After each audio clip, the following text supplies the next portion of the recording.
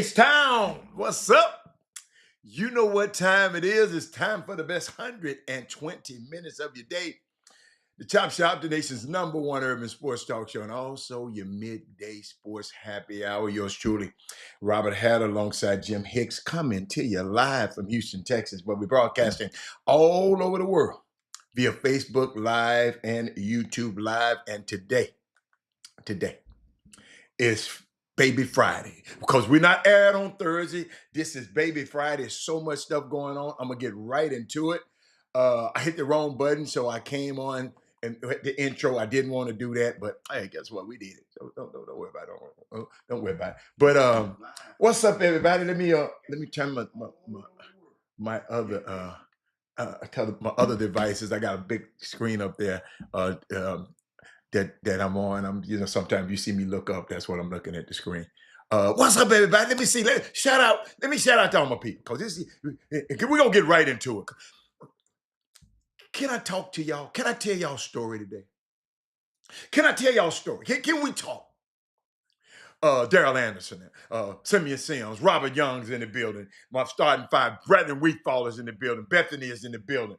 Thaddeus Moody is in the building. Let me say that's one, just two, four. Bethany, Thaddeus Moody, my sixth man.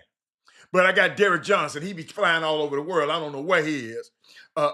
He in the building. I got Mr. Tillman, understand and knows that building behind me up in Harlem, New York, called the Adam Clayton Powell Jr. building. He's in the building. Hey, it's Black History. That man, somebody else gonna pick up and find out how bad that dude was. Cause guess what? I wish somebody had told me. So listen, if I can just get one person to come text me and tell me, email me and say, Robert, you're right. Chad Growth is in the building. Eric Boone is in the building. All my people in the building. Corey, can I talk to you today, Corey? Can I sit down and just talk to y'all? I'm gonna talk to y'all for a minute, Coach. Shout out to TSU women. They on the road. Let me talk about my girls right quick. They on the road now. They play tonight. Excuse me, I'm sorry. I'm worse than Brian Windhurst. They on the road tonight. I just want to make sure I got it right. I like to keep it right. Tonight they playing Southern University. That's gonna be a good game. In Baton Rouge, they're already there. Chatterbox is already there. I will join them. We leave tomorrow. The men are leaving tomorrow. So the ladies are going to play Southern tonight. We're going to play a double header on Saturday in Grambling. Men and women play. And then on Monday, the men going to play Southern. And then we're going to be headed back home. Yes. Oh, it's about to be. It's going to be good. It's going to be. Hey, Harold Tillman, one day, me and you, I just want you to sit up. I just want to talk about him. I just want to talk about Adam Clay. I want to sit up and have an informed conversation, because you might know some stuff that I don't know. I might know some stuff you don't know. But I want to talk about that, man. I don't want nobody to never. November the 29th is his birthday. Let's celebrate that just like we celebrate all these other birthdays, okay? All right? But let me see where I want to go. Yesterday, they was telling me about mention Daddy Ball and Money Ball. I'll get to that later, but I want to table that. Daddy Ball and Money Ball. I know about Daddy Ball. That means the daddy coaching the team and his little.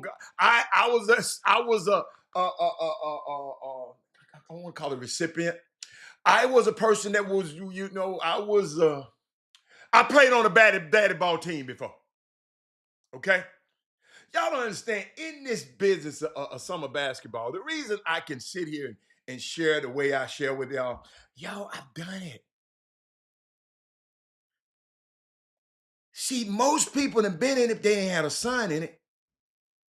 They ain't sponsored a program. They might have had Nike or somebody to sponsor the program, But they ain't sponsored it by themselves out of their own pocket.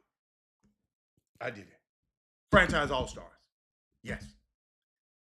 But I sit back. I've sponsored a team.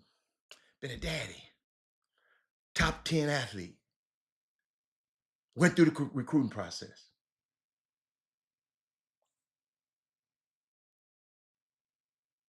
I should know a little bit about this stuff. And I'm still trying to help people that are in this mess. No, it ain't gonna get messy, because ain't nobody, you know why it ain't gonna get real, Chad? Because ain't nobody gonna talk about Moneyball. And see, I'm talking about, let me tell y'all, let me help y'all out. In private schools, y'all excluded. Some of you rich ass dudes whose son can't play a lick, you probably agrees to something back. Listen, it is what it is. That happened. I'm talking about public school basketball. I went to see, had a chance to go to senior night for the young kids I done watched for 4 years at Shadow Creek. Watched these kids grow up. Shadow Creek got a pretty good damn team over there. I know y'all been saying it, but I'm gonna say it too. They didn't play nobody that was that good. Let me help you out. They didn't play, but I saw some improvement in the games of Mike Collins. See, I haven't seen him play in a while. See, what I do, I go back, Brian Boatwright. I go back to where I saw you last. And when I see the way you're running up and down the court, the way you're in position, you played aside, but the things that it's just understanding, awareness of the court, awareness of your teammates, not bouncing. Used to bounce on defense, jumping, all that old bouncing up and down. Now he gripping the floor every time he slide. Because if you're bouncing, a good player gonna catch you up on your bounce when you're going up, and he gonna blow by you. So you got to stay on the ground. I saw that in him. I saw some improvement in Bryce Jackson. Saw some improvement in the Law kid, Nathan Law.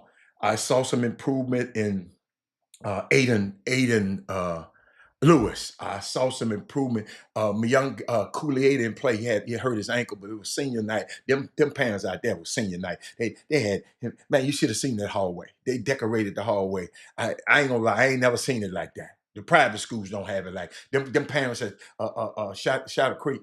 They wasn't playing no games with the senior night.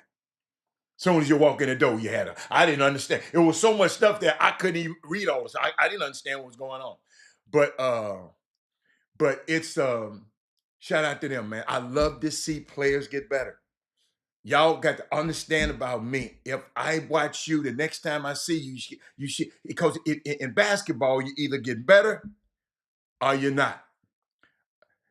Aiden Law and Aiden Lewis. I know what I'm talking about. We got an Aiden Lewis on the team too, sir. Don't text me if you don't know the whole damn team. We got an Aiden Law and we got Aiden Lewis, a Nathan Law. It's a Nathan Law, and an Aiden Lewis. It's Aiden Lewis, not Aiden Law. Are you saying Aiden last name? Aiden is Law. I don't. Whatever. Aiden Law. Okay, it's two Aidens. All right. Okay. So y'all keep up with the man. I know his dad Nathan. I think they thought his dad. So here we go. Chad still talking about prep schools have money ball.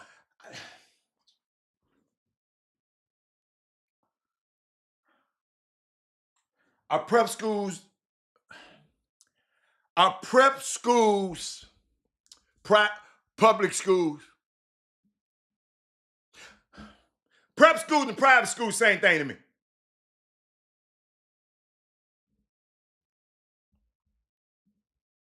Aiden Law. So it's Aiden Lewis and Aiden Law. Okay. Prep schools,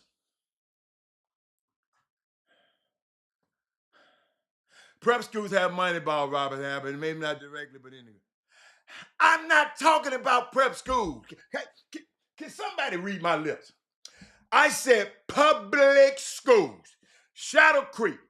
Is Shadow Creek a prep school? Hell no. Shadow Creek, Bel Air, Summer Creek. Who else we got? So I don't want no more of them old crazy ass comments. Summer Creek. Ain't nobody say. I ain't mentioned. Not one time did I mention Legacy School Sponsor Sign. That's a prep school. Some of y'all help me. Help me. Help me. T Brink. These guys just don't get it. T Brink, did you hear me say public school? Public P-U-B-L-I-C. Public schools. So why are we coming about prep schools? I said yesterday, it's hard for me to believe that somebody, a parent, would pay a high school coach. That's like me, got a son that plays for Shadow Creek, and I'm going up there and tell Coach President, hey man, I'm finna give you some money. You play my son. Leroy, James Morrow, I just don't see that happening. If it is, give me the receipts. I want to know. I don't think no parent, definitely don't think no coach in public school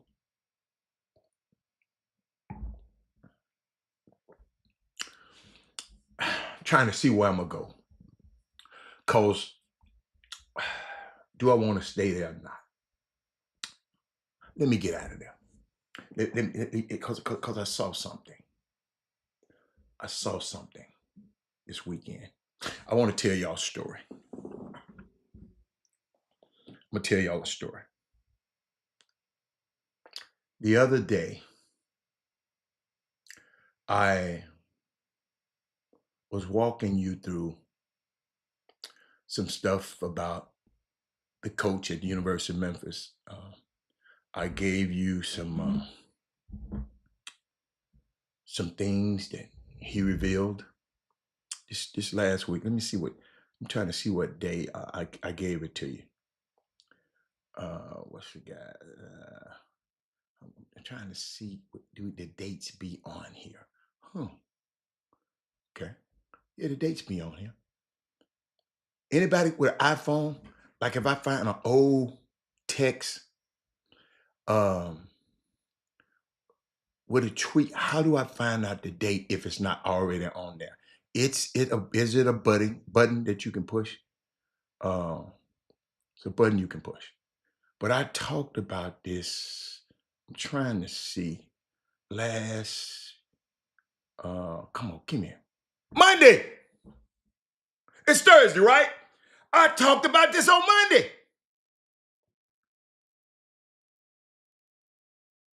I was talking about this. Is what I said on Monday. Go back and get the show Monday. I said Penny Hardaway. He said, I think parent might try, but I hope the coach would decline the offer.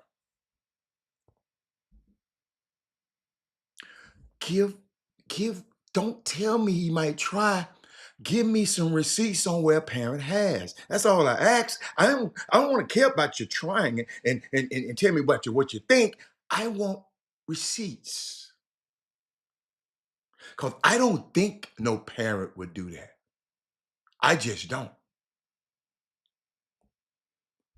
Okay, he said, slide the message to your left. Nope. It don't work. It don't work. I'm sliding to the left.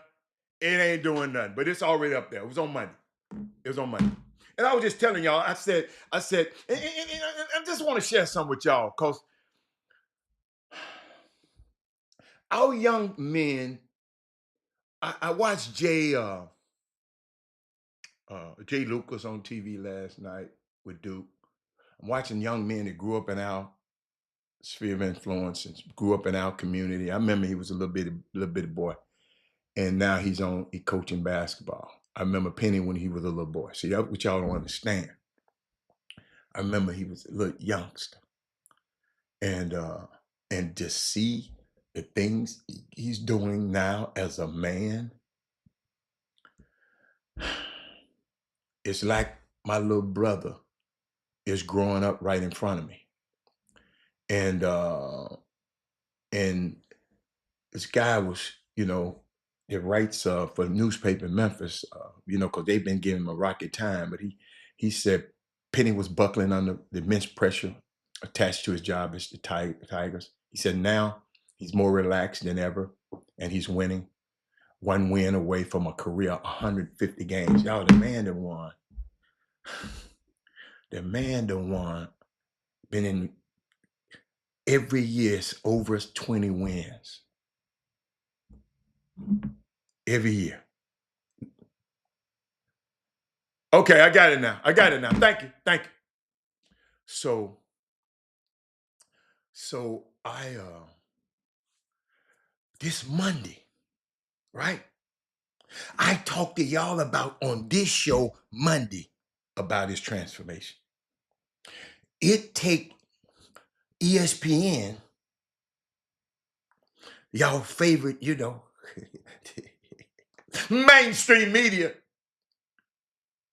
It take them Thursday, but it was a pretty good article. But think about it. I'm finna run some things on this article, and if you go back and read the show, listen to the show on Monday, I gave y'all this stuff before ESPN came out with it today. I'm just finna show y'all the value of a platform like this, that y'all getting this information 4 days before they get it. And y'all wonder why I asked you to share the show. But Jeff Brazillo, he wrote this thing on Penny. He wrote this thing. He said there are certain things you have to prepare for when you coach. Uh, uh, when your coach is one of the most gifted, talented people to ever play the sports. Take it from Memphis Tiger guard Tyrese Hunter. During a pregame shoot-around the morning of the Tigers' January game against Wichita State, Penny Hardaway, a four-time NBA All-Star, who is in his 7th season as the head coach of his alma mater, was showing Tyrese Hunter how to make certain passes against a zone.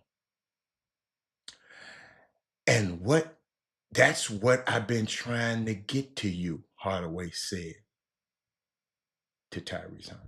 Now, Tyrese Hunter then been to Texas and 2 other damn schools, I think, right? He'd have been to Texas, and where else he went? Tyrese Hunter was where else? He's at Texas and another school. I want y'all to watch this now. Michael Jordan, your son has gotten better since the last time I seen him. I'm liking that team. Just wanted to let you know since you're here.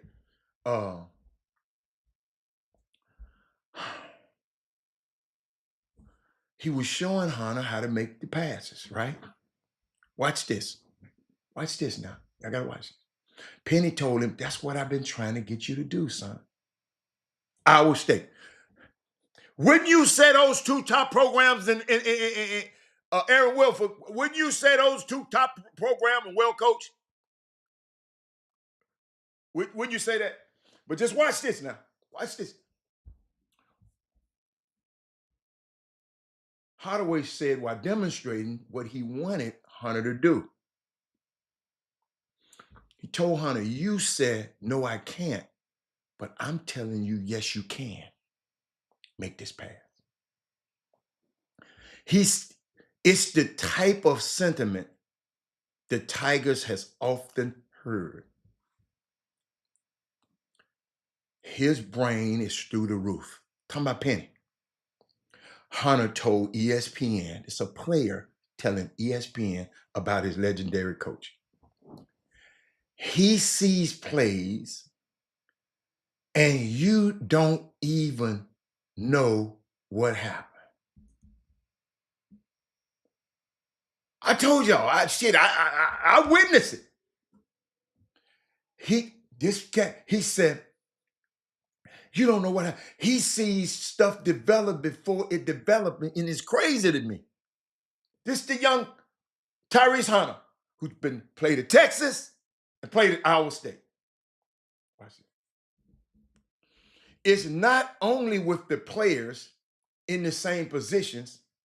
He said it's not only with the players in the same positions as the four-time All-Star guard is four-time. You're dealing with someone whose mind is on the upper echelon. Forward Nicholas Jourdain said. He said perfection is what it's all about. When someone ability to see the game the way he sees it, it's like, how did you know to make that play? As valuable as his NBA experience looks on paper, Hardaway now views that basketball IQ as having held him back early in his college coaching career. Having this great basketball mind held him back in the beginning of his career. He said when he turned to Memphis in 2018, Hardaway thought being a basketball savant and just being smart at basketball was enough. He said, I just thought it was going to be easy because I knew the game. Young players, I'm giving you some game right now. You might not have the resume as Penny, but I'm just giving you something. I want you to apply this to your life. He said, he said, I just thought it was going to be easy because I knew the game. He said, I knew the game at a high level, but what I didn't know is how hard it is going to be to win any game on this level, college basketball. He said, I was always a preparation guy. I was always an X and O's guy. I was always a teacher, a developer, but understanding how to win on this level is different. Wow. Wow. What's up, Paul Moran? Y'all listening to this now. He says 7 seasons into his college coaching career, he says he's still learning, still figuring things out. I'm talking about ESPN just wrote this letter. Y'all can go to ESPN. I ain't gonna read it all, but he said, but he also comfortable with seemingly the first time since replacing Tubby Smith. It's the first time he's comfortable. Y'all, he's a joy to talk to now. See, y'all, I couldn't tell y'all everything was going on. A guy wanted to win so bad, and he took it personal when he lost. And then we got all these old hating ass black assistant coaches and hating ass black coaches out here that gets with these other coaches because this coach don't like him and this coach don't like him. Then they talk about him in the press coach. Seth Greenberg and is cool with Rick Barnes, and Penny got into it with Rick Barnes. Y'all don't understand that they instead of see those coaches like that, they hook up with each other. They take up for each other. Them guys that look like us. Yeah, Rick, you right, Rick. Yeah, Yazza, Rick, you right. Not understanding this guy learning how to be a coach. Everybody. Go get Mike Krzyzewski, Jay Wrights, and all of them people, they first 7 years. They didn't win 150 games in their first 7 years. But it's just, hold up. This ESPN talking now. But I thought about this. He said now a year removed from missing the NCAA tournament altogether, after that hot start he had, Hardaway has the Tigers secretly, not secretly, excuse me, securely inside the top 25 and on track for their best NCAA seed since John Calipari took them in 2009. He said, and the key to his success, Hardaway has an entirely new roster, entirely new coaching staff. Do y'all remember when he fired all the coaches in the beginning and people calling me, he don't know what he doing? They were scared to say it on the show because they know I was going to check shit out of him. People texting me, depending, I got a coach want me to get to. I said, no, don't call me. Don't call me. He gonna pick his own coaches. He figured some of these riding ass coaches out. See, y'all, you young people, when you're an assistant coach, you can't come in there with your own agendas. Hold on. You know, some of y'all be scared of these college coaches because y'all, I know this, I don't care about knowing no damn college coach. Let me tap myself on the back. Y'all, a lot of y'all scared. You as assistant coach, when you go on this coaching staff, your main job is to take your coach's vision and echo it to the players. Not have your own damn vision. Mike Miller, Sam Mitchell, Rick Stansberry. You can't come in there, Aaron Wilford. If I hire you, Aaron Wilford, I'm hiring you to help echo my vision, Paul Miranda. Not to come in there with your package. Wait till you get to be a head coach. Then you can come in there with your package, Reginald Simpson and Jameson Morrow. But Kenny said the key to the success this season, he has an entirely different coaching staff and administration that has allowed him to build a program as he sees fit with his newfound appreciation for what it takes to win at this level. He said, I believe in what I do. He said, it's Memphis. He said, this is Memphis. He said in 2019, after landing the #1 recruiting class in the country, he said, we don't bluff. We want all the smoke. But y'all, we can have the #1 recruiting class in the country. But if them some soft ass players, see, y'all, what we don't understand, man. Them soft ass players get coaches fired. A daddy called me this morning. Man, my son had, my son had, I said, whoa. And I forgot to ask him the question. How many of them buckets were college baskets that he gonna get on the college floor? I bet you I can probably winnow that 20 point down to 4, 3 or 4. But he said, man, I don't know what these coaches looking at. You know what I told him? I know you don't know what these coaches looking at because you're not a coach. You ain't gonna know what he looking at. All of us can sit over here on the sideline and complain about what every coach doing because you're not in that seat. But I said, dude, you're a dad. No, homeboy, I ain't no dad, man. Yes, you are dad. That's your son. It was my son. But I had to learn how to listen to what other people say about it. Those are the people that make the decisions, Paul. And I asked him a question. I said, "Are you a college coach?" No.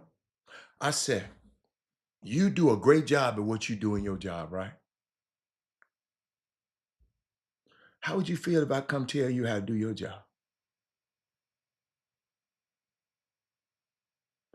I was sitting there watching this high school basketball last night, and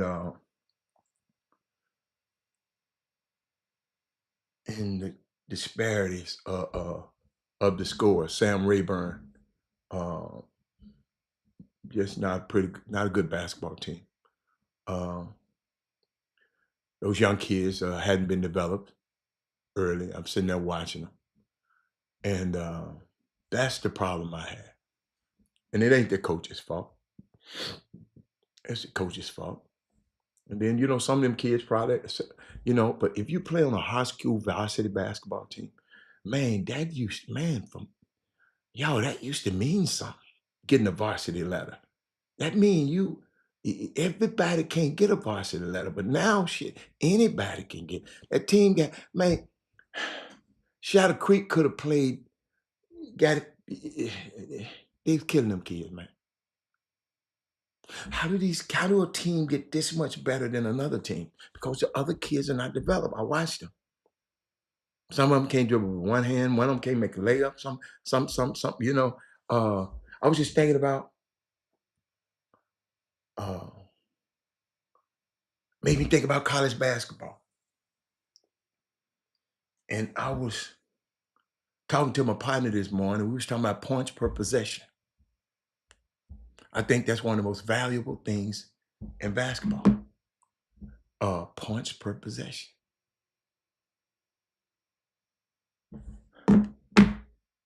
Uh, Points per possession. That means every time you go down the court, you want to, you got, listen, I don't know if y'all never looked at it. See, this is the analytic part of the game I like. The most points you can get is a 4 points off a 4-point play. And the less points you can get is 0. You follow me? The most points per possession, PPP, whenever you see PPP, the most point per possessions you can get. So that's why if you listen to me on the broadcast, I'm always talking about how possessions are so important. Possessions are so important. And turning the ball off over is a key component in that equation, because if you're turning the ball over, what? You ain't got a chance to get no points on that possession. And then if you have a live ball turnover, show you how important that is. You don't get a possession on this time, and they got a chance to go get 2 or 3 points on their side, on that possession, because you didn't take the care of the ball on your possession. So that's how I watch the game. I'm just giving you a new way to watch the game. Watch how many times they come away with nothing. At least get a foul shot, and then you getting foul shot, and then you missing them. And when you miss the front end of the 1-and-1, what?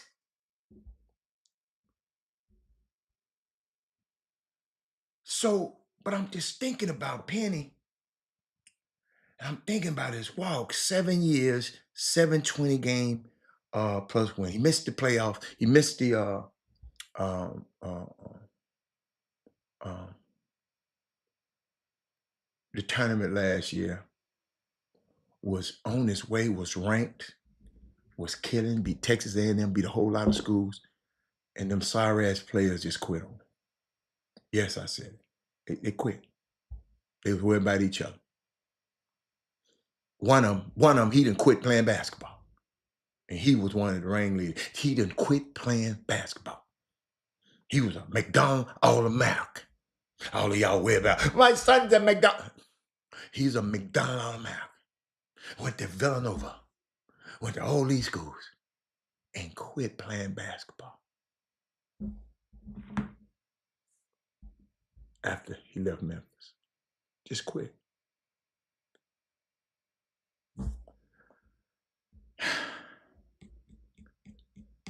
And y'all spend all y'all time in this summer basketball community, allowing these guys to manipulate you, to I mean, it's just unbelievable. They hoping that some stuff you just don't that you don't know. And I'm thinking about y'all.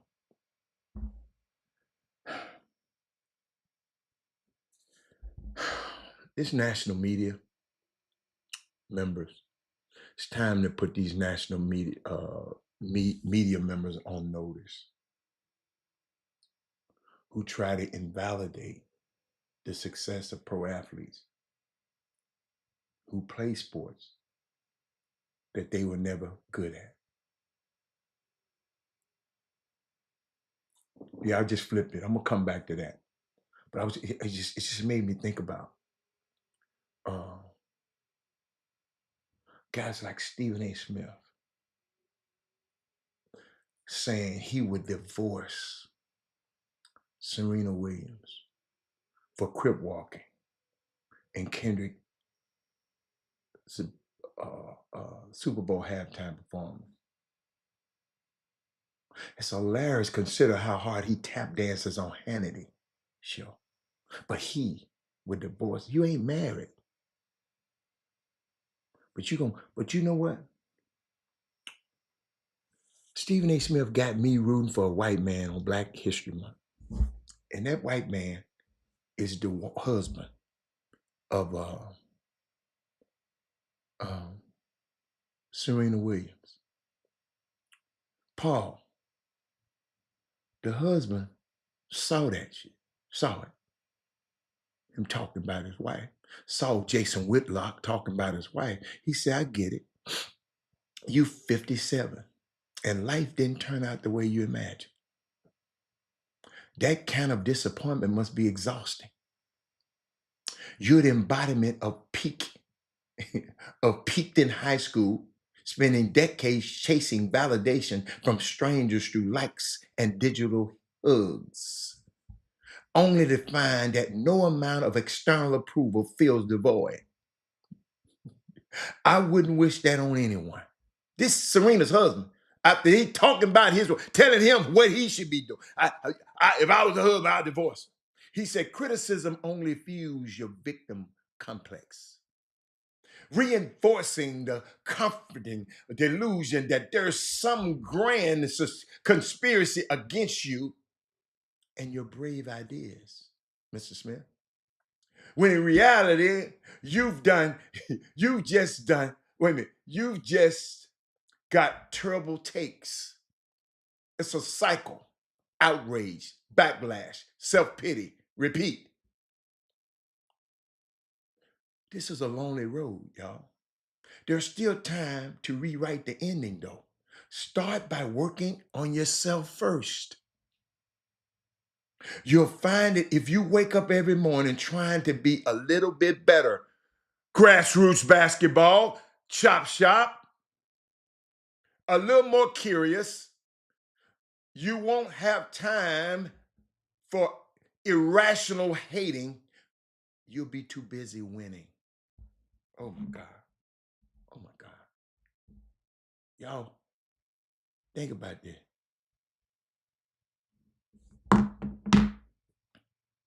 On Black History Month, I'm rooting for the white man. And look what he said to Travis Hunter. Y'all know I don't play this mess, but I wanted y'all to hear this from his mouth. Share the show, y'all. Y'all got to share this. Watch this. Let me crystallize this for you. Gotcha. We sitting in here. I will tell you to your face in front of the cameras, I will be rooting for you. I want you to succeed. Yeah. You fail, I'm gonna be in your ass. Yeah. Without question. I want you to understand why. Did y'all hear that? That remind y'all somebody. I told y'all need to share this show. Don't that remind you of some of these people in summer basketball and grassroots basketball in Houston? Oh, let me go again. Let me play it again. No, that ain't. Awkward conversation with in-person providers. No, that ain't. Go to row.com. I don't know where that come from. Hold up. Let me crystallize this for you. Gotcha. We sitting in here. I will tell you to your face in front of the cameras, I will be rooting for you. I want you to succeed. Yeah. You fail, I'm gonna be in your ass. Yeah.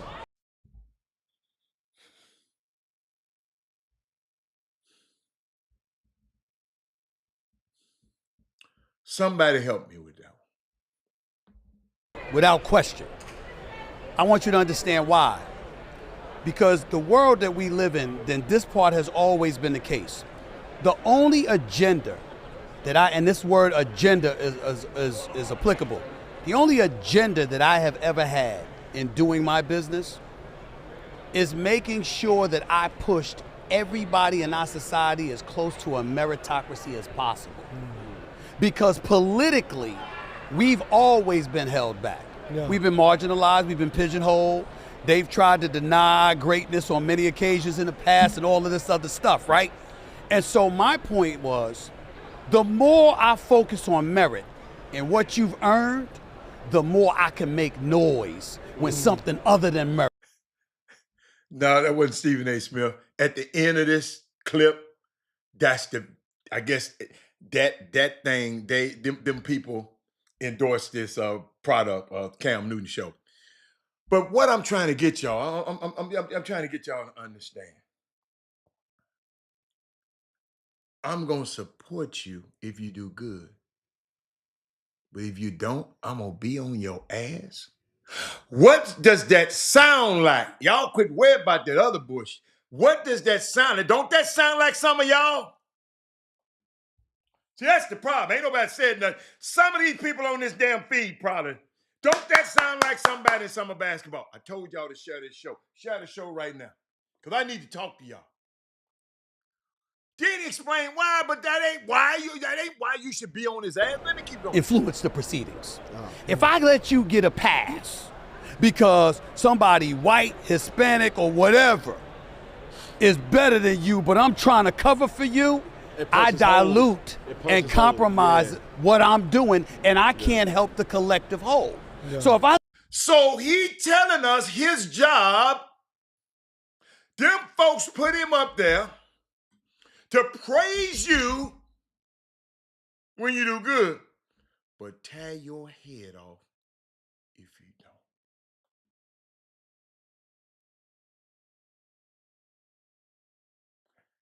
We got people still talking about the damn commercial instead of commenting on what I just said. This is not a comedy show. I'm trying to paint a picture, Vic.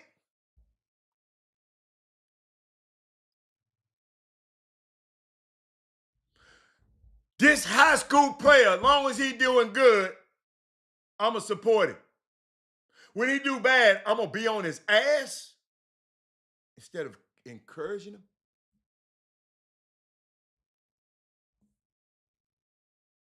Telling him what he need to do to get better, Eric Harrison. This man said, I'm gonna be on your ass. I'd have got up if I was representing Travis Hunter. Man, let's get off the set. We not be on the set with this dude. Vic, think about that, Vic. As long as Vic doing good, I'm good with Vic. Soon as Vic getting back, Vic, don't this remind you of somebody?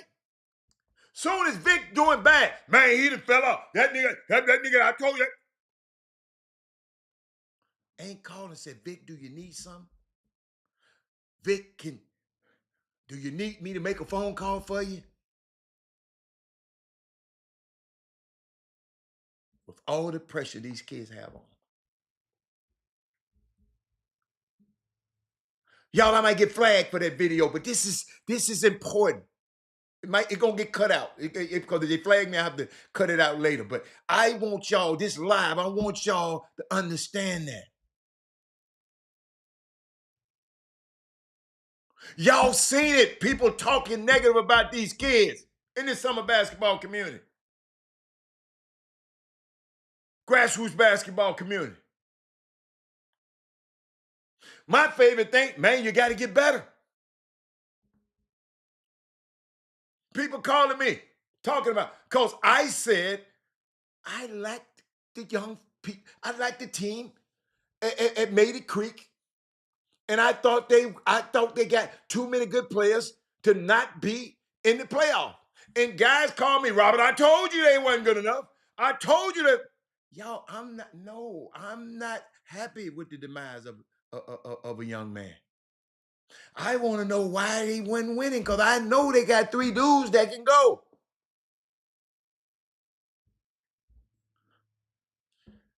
You said no one, you're talking to somebody right now. You said no one does, somebody do, Michael Joe. And you're talking about no one wants to encourage and coach and encourage. I'm going to always encourage.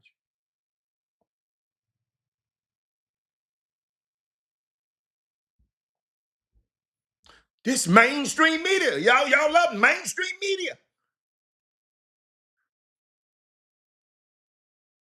And this man didn't say, Travis, I'm going to critique you. Let me play it again, y'all. Y'all got to hear this. It's kind of bothered me a little bit. Let me crystallize this for you. Gotcha. We sitting in here. I will tell you to your face in front of the cameras, I will be rooting for you. I want you to succeed. Yeah. You fail, I'm gonna be in your ass. Without question. You fail, I'm gonna be in your ass. Did y'all hear what that dude said? Y'all know what I wanted to say. Somebody got to talk to me. Where the women at, man? Because you guys, y'all soft. Soft ass. Where the women at?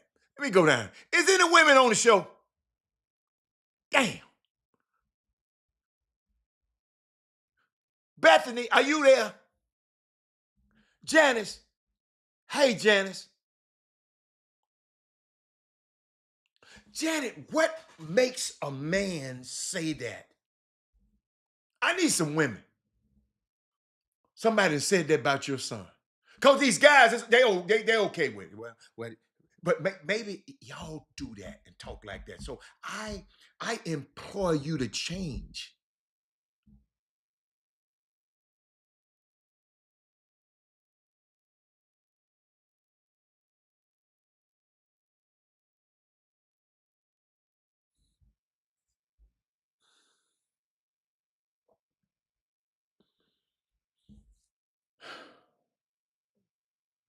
Sitting up here thinking about, oh, look, Vic, you got it. Vic, you got it. I'm sitting up here thinking about Penny Hardaway. Because a few years ago, I told him before he got Kendrick Davis, I mean, you got to get you some of these, you got to get you some of those Houston guards. You got to get you a guard from Texas. You got to get you some, you got to get you one of them guards from Texas. Because they've been killing you. Got Kendrick Davis. And then young kid played against him from Houston, Texas. Went to Crosby High School. I happened to be in a game in high school when he played against Rylan Griffin and the young man, Cason Wallace. Both played for a Dallas team. He played against them. And he held his own against them. Talking about P.J. Haggerty. He went off to TCU. Might not have been a good fit. Might not have been a good fit for him. So everything. I keep telling y'all, don't go where you can play, go where you can perform. Young man went off to Tulsa and did well at Tulsa, played against Memphis. Penny liked him. Said, man, uh, you know, young man went in the portal and he chose Memphis. Now he's on one of the top 20 teams in the country. PJ Haggard, Houston, Texas. First time I saw this little kid, he was a little bitty kid. I think fifth, sixth grade. Cason Wallace. Yeah. He told Cason Wallace and Ryland Griffin a new asshole. Since Paul Miranda wanted to talk about it, tore him a new one. A new one. I was there, front row, center. Didn't say he was better, but that particular day, he tore him a new one. I think he had 40-something.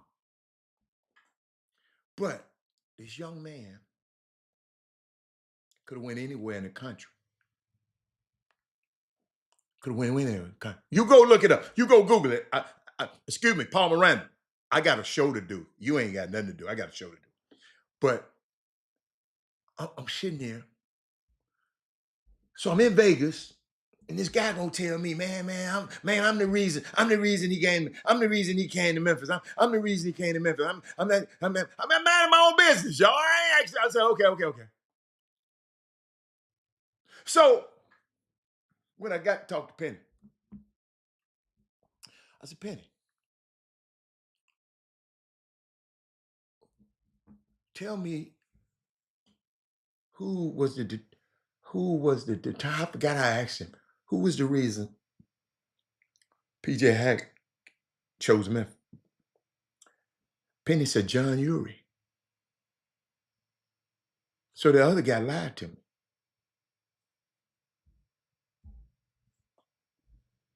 He told me John Urey. The guy that I don't agree with 99.9% of what he said. But that particular time, I asked Penny, I said, how did he get here? He said, John Urey. So my hat off to John Urey. Because ain't another person in no organization in Houston or Dallas has ever sent him a player. And y'all, I take that personal because, yes, it's like my little brother. Yes, I'm going to take it personal. You're busy getting all these other coaches raises. Let's get him a raise. He's been on this show before. Without him, I probably wouldn't be on this show right now. Thank God, Jared Harris. And I just hope he see through him not playing right now and understanding this is a bigger picture out there. Don't you let these folks run you away. Tyrese Hunter already done told you. I done been to Texas. I done been to Iowa State. I have never had a coach like this.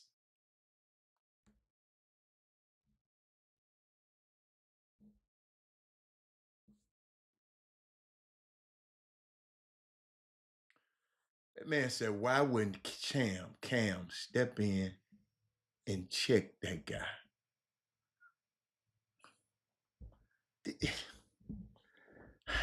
Michael Jordan, I'm going to let you read what you just said. Alfio, I'm glad you're here. I'm going to let you read what you just said. Let me put that up there. This man said, why didn't Cam Newton step in? It was foul and wrong for him to say that. Why?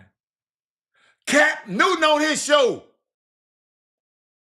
He on First Take too, baby. Michael Jordan. Cam Newton is on First Take. On what, Fridays? You think he gonna mess and go against with Steve? Yeah, we don't be thinking. But when I look at stuff like Ladies and gentlemen, we have the power.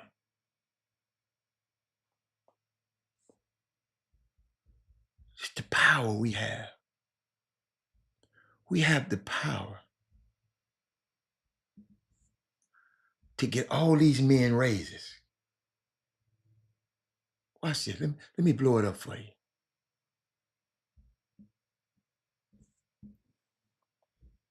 Talking about black basketball coaches.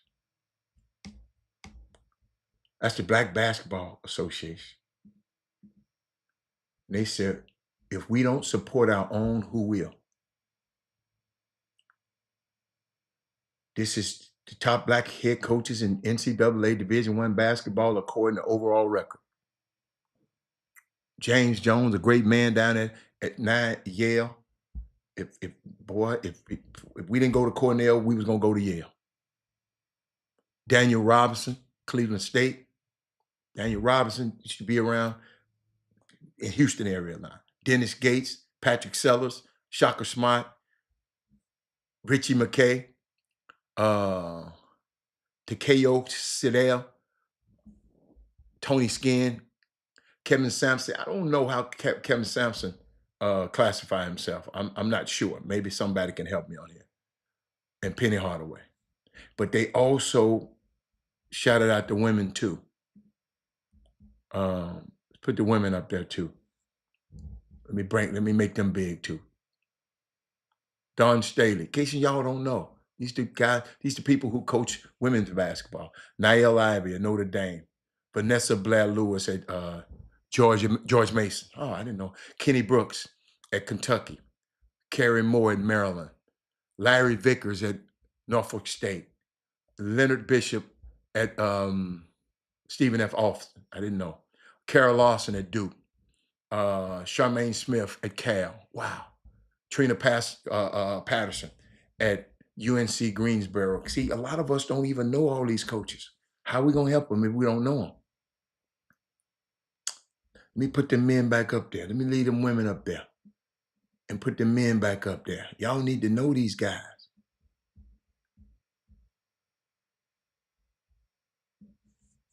Hold on. Y'all need to know. That's not it. Snuck one in on it. Y'all need to know these people. Let me make it a little bit smaller.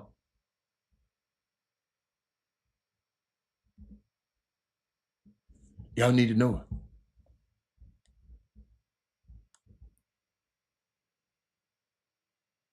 Yeah.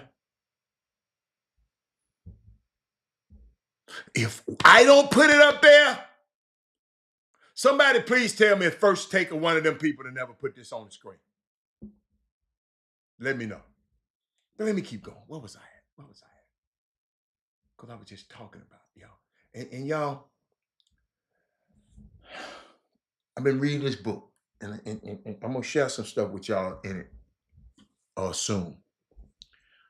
And it's called the Post-Traumatic Slave Syndrome. I mentioned it to you before. And I know some of y'all, how would you give me so much information? Yeah, I know it. I'm trying to give you information overload.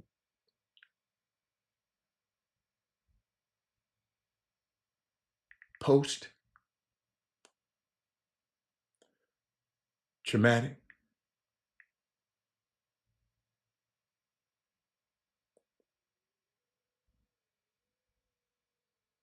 My computer messing up. Slave Syndrome by Joy DeGruy. Unique book, man. Unique book. And read the forward. Don't read the introduction. Now, when you get the book, read the introduction. I mean, read the introduction. Don't go too far.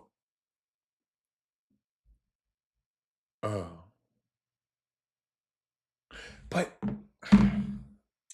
right reading it, I got some stuff that it was talking about, and I got this, and then I'm gonna bring Jimmy in, but I want to share this with y'all. Um, I mean, when I first got the book, I told y'all about it one day. I think I told y'all about it one day, but I was reading the introduction, and she. That's why I tell y'all with certain things. I said, man, I don't want to see that. That's trauma porn. I don't need no more trauma in my life. I just too much. It's y'all ain't gonna lie. I had got an overload of trauma. Everything happening. Somebody getting killed. Somebody doing this. Somebody doing trauma. It was too much trauma for me. But I got to reading this book, and I was thinking about. She said, and I'm gonna talk a little bit about it next week. She said, trauma is an injury caused by an outside, usually violent force, event, or experience. We can experience trauma physically, emotionally, psychologically, or spiritually. Traumas can upset our equilibrium and sense of well being. If trauma is severe enough, it can distort our attitude and beliefs. Such distortions often result in dysfunctional behavior, which can in turn produce unwanted consequences. If one traumatic experience can result in distorted attitudes, dysfunctional behaviors, and unwanted consequences, this pattern is magnified exponentially when a person repeatedly experiences severe trauma. The name of the book I'm talking about is Post Traumatic Slave Syndrome by Joy DeGruy. I mean, y'all, it's a mad, it's crazy. So when a person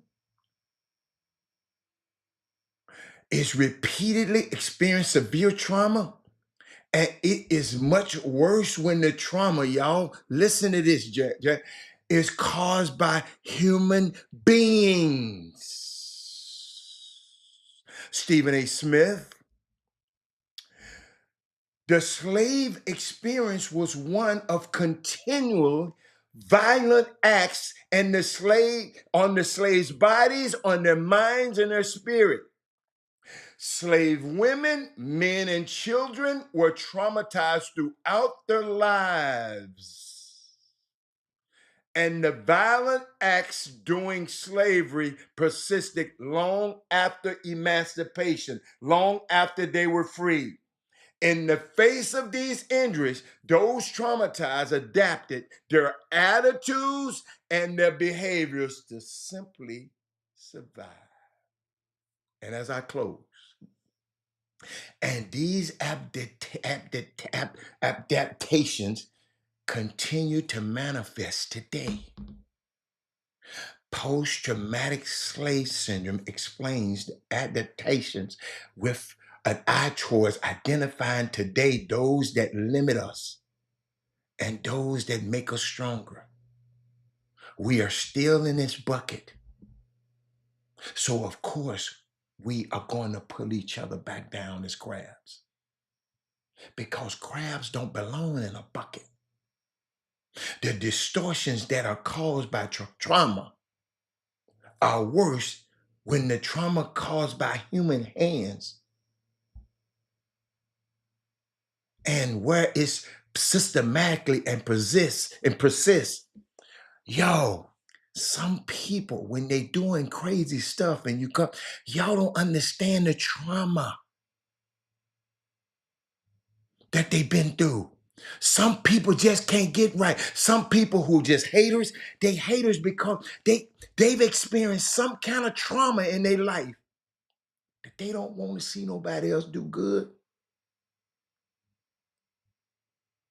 See, reading this book making me understand some of these Negroes who I've been saying, man, this dude's foul. This dude. Then I don't know the traumas he'd been through.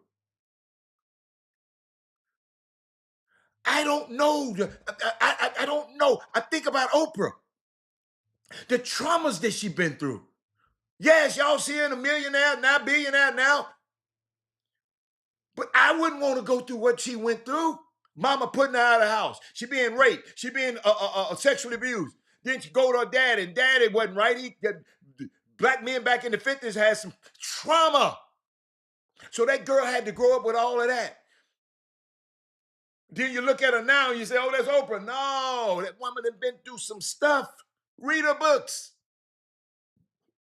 But I'm gonna bring Jimmy in, y'all. I've been reading this book called The Slave Syndrome. I've been trying to understand people. My job is to understand people.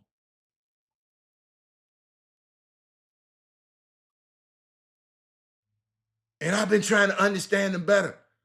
And reading this book is helping me understand. That's why I tell you all the time, I use this thing. You know, Robert, did you sit? Man, I don't want to watch no more of that trauma porn. I can't watch it. I can't watch. What's my man? George Floyd, that messed me up. That could have been me. That could have been you. That could have been Thaddeus Moody. Eric Garner, just choking it. That, y'all, I can't see that stuff. So, Jimmy, Jimmy, I don't know how I got into that, but I was just, what's going on? Let me put you in here. What's happening, man?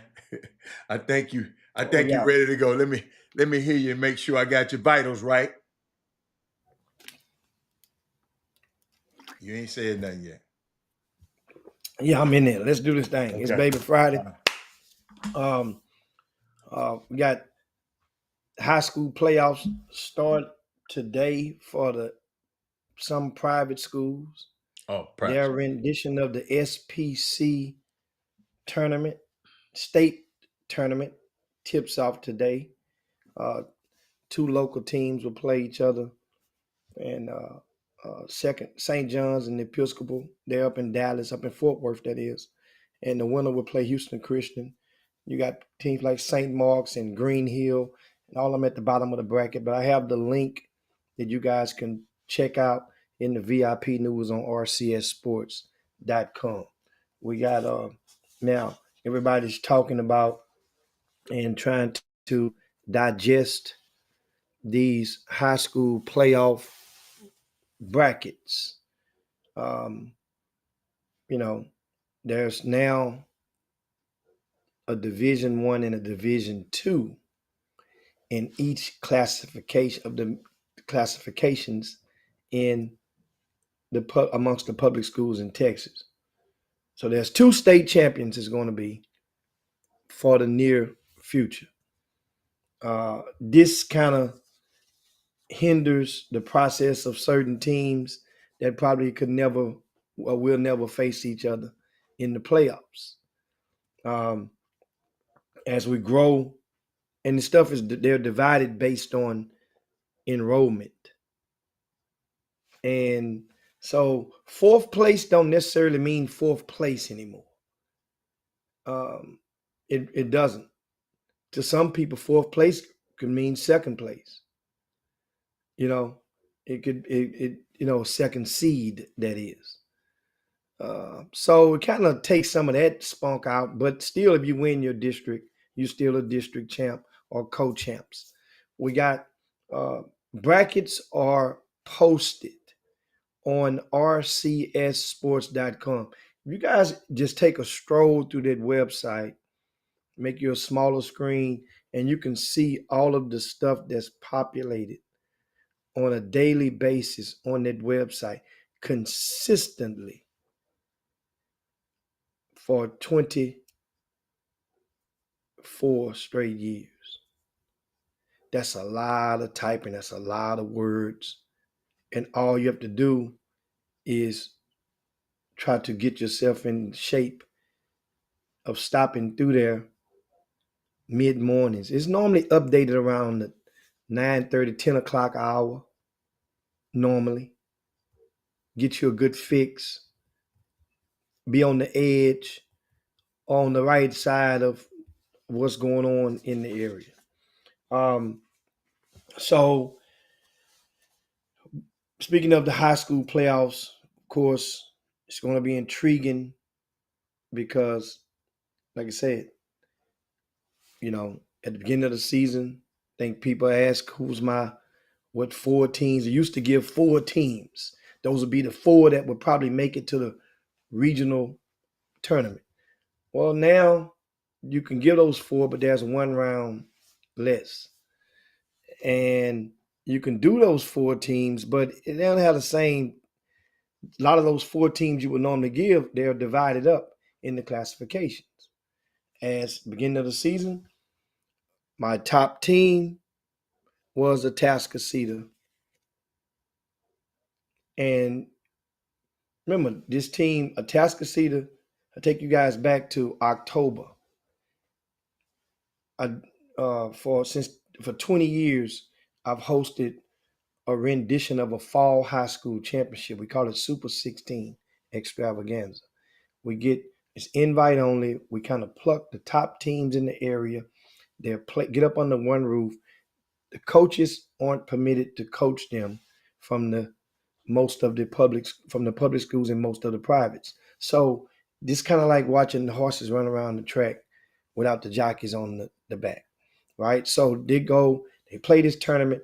It doesn't mean nothing. But one thing about it is that whoever wins, it tells you so much about what you can expect from certain teams in that Super 16. Because there's no easy trick way to get and win this thing. It's year after year. It's Teflon strong for as, once again, letting you know what you could or should expect from certain teams. Well, back in October, Atascocita made it. Some people expected, they lost one of their starters. He had moved to California, and they were trying to piece it all together, but they are deep. And they're young as hell. They only have 2 seniors on the entire team for Atascocita. So this team made it to the championship. They pushed their way through, won. They met up against Beaumont Westbrook in the finals. So Beaumont Westbrook had kind of sputtered. TABC was a couple of months before, and they didn't really have a knockout punch then. So people wasn't really ready to anoint Beaumont Westbrook, especially on the heels of seeing Beaumont United reign supreme in a somewhat of a dynasty for the region, that is, before they moved down to 5A, or back down to 5A. What is Beaumont Westbrook team? They're led by a young man in 11th grade named Elijah Guillory, right? So Elijah Guillory, I said Elijah, and he, let me get,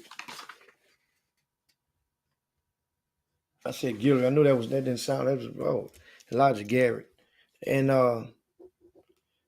he has found comfortability in winning. And when a guard, he's trying to, this summer, he's got another big summer left on the sneaker scene, is going to play a big part in his recruitment because he hadn't been deemed a bona fide high major right now. He's stuck right in that. What, can he do this? Can he do that? Can he hit this? Can he do it? So people get to see, he'll get to show and prove, or the opportunity to show and prove this summer.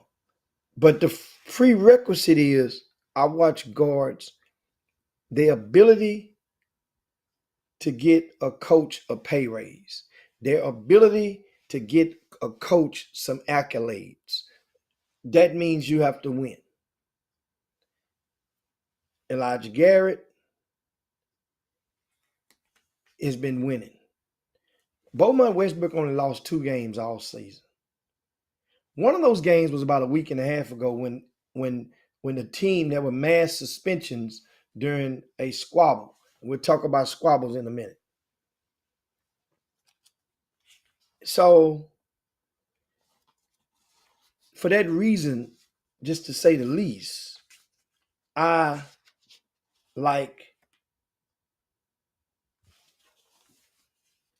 what the guard play and the consistency of not just Elijah Garrett, but there's another wing on that team, another guard named Terry Satcher. During that Super 16 extravaganza in October, the head coach from Houston Tillerson was right there on the side of the court. He offered him a scholarship or right on the spot. Said, I don't even need to see no more. I know you can help me get a pay raise. Terry Satcher. And until this day, I talked to the coach about 2 weeks ago. Till this day, that offer is still a valid coupon. It's still valid. You know, it's different for some non-division ones. They got to go and you have to register, you got to get accepted, you got to do this. But meanwhile, you're only as good as your options. And Terry Satcher has options.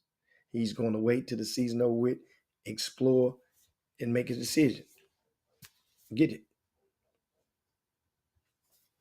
So I like Beaumont Westbrook in their division of 5A. They're not going to meet up with let me see, what division? Let me look it up. What division is I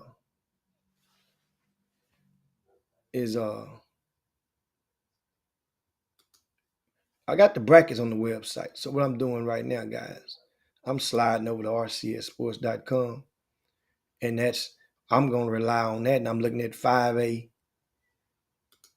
Region 3, Division 1. I'm sorry.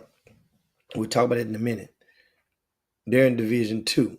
So Beaumont Westbrook and Thurgood Marshall are my favorites in that region.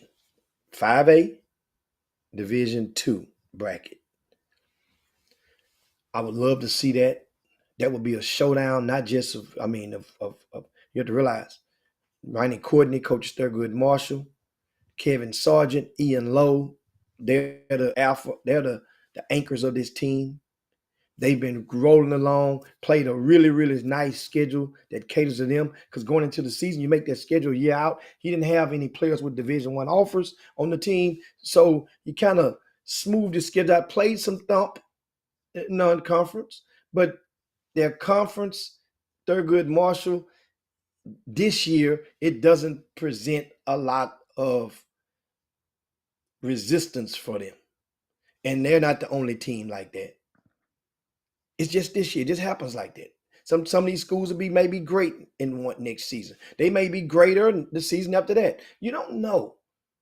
You just got to play the hand you're dealt with. So those teams have to, it's not easy nowadays to keep kids focused on bringing out a sludge hammer, knowing that it's an inferior product on the court in district play, and it's probably a 30, 40 piece waiting to happen. And to keep those guys happy enough to be able to go and still go through the motions and make plays that are that's transferable to the next level on a regular, to be able to work on stuff without getting bored as hell. And they're not the only team that's like that, Thurgood Marshall. There's a couple of them that's been pulling the hammer out. Hell, it's a different, and one would be sliding over and looking at, I mentioned 5A, that's Division 2. Division 1, of course, Stafford and Booker T. Washington. I'm banking on those two teams meeting in the final. Oh no, that's 4A. I'm tripping. That's 4A. Who would I go with in Division 1?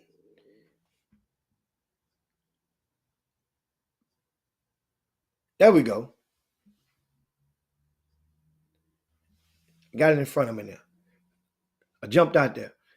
Beaumont Westbrook is in Division 1. Beaumont, Thurgood Marshall is in Division 2. Correction, guys. Looking at it now. So that means I'm banking on a possible Beaumont United versus Beaumont Westbrook championship in the Division 1 bracket. This will have been the 4th time they've played this year.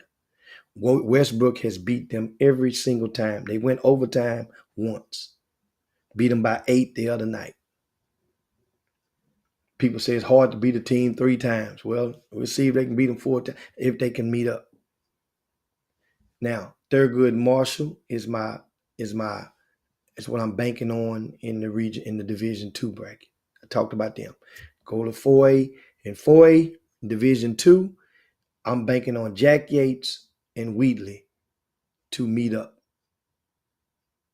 I think I haven't saw Silsby's full team because they've been fragmented by injuries. So I understand Silsby. Guess what? They would have to probably meet Wheatley in the second round. Yates is on the other side of the bracket. Yates is good for 4A. They got enough tools. They just don't have a rim protector. They got a lot of 6'3", 6'4", 6'5s. And they know who their leader is. They have some toughness. So Wheatley versus Silsby, the winner of that game. That game might attract me to it in that second round. I'm sure if they meet up, they're probably, I'm guessing, possibly Lee College could be a site. Somebody's going to probably put up East Chambers, probably. I hope that it isn't Barbers Hill, because these guys understand. I mean, it is what it is. Barbers Hill has not been deemed as favorable in the news in the recent years. In recent years, after the young man who wore his hair below his collar or was not permitted to attend regular school because of a hair issue. And that means Silsby's, their program, their supporters, their alumni base is predominantly Black. Wheatley's alumni base and their players predominantly Black. It's too easy for somebody to get stopped on the way back home and probably not treated fairly. Not saying the Barbers Hill police would do it, but it's just too easy. So Goose Creek Memorial High School, a lot of people are using that facility. That could be, but that may be a little bit closer to Wheatley than it would. Normally they pick a location that's right in the middle. Remember, you can come from Silsby and go the back way to go to Galveston, so I wouldn't be surprised. But you want to pick a place that's going to be tolerable, because you have to realize now, if you go anything down there in East Texas, right, Southeast Texas right now, they're on high alert. I just mentioned to you, Beaumont Westbrook had about 8 players suspended recently. Some were for 1 game for leaving the bench, and some was for a couple of them was for 3 games for an altercation. Then you have an altercation down in that same area of the state just earlier this week that went viral. That's made national news. Sparked the conversation again. When that happens, it becomes embarrassing. Because those people now have to stop their normal work day to cater to phone calls or interview requests or answer questions that they don't want to answer. And it becomes an embarrassment because the district isn't nobody's gonna think about that district unless they thinking about indirectly that squabble. Now,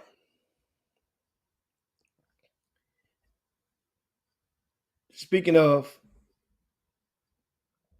that squabble, was 29 minutes past the hour. I'll get into that we'll get into that, dive in that 40-minute break. I mean, 40 minutes, well, yeah, 15 minutes from now. So, meanwhile, we was talking high school playoffs. I told you about the 5A, my teams, my favorites in 5A. Told you about 4A. I told you Yates and Wheatley I'm projecting to meet up in that Division 2 of 4A bracket. In Division 1, it's all about Stafford. We'll meet up with Booker T. Washington. Booker T. Washington, they don't have a Chris McDermott. They know, but neither does any other team out there they have to play against have what Chris McDermott brought to the table. Silsby, they don't have a Jared Harris, but neither does anybody else out there in 4A have a Jared Harris, or a Draylon Miller for that. So it's a step down, but in Division 1, Stafford, they're undefeated. They're the only unbeaten team in this region.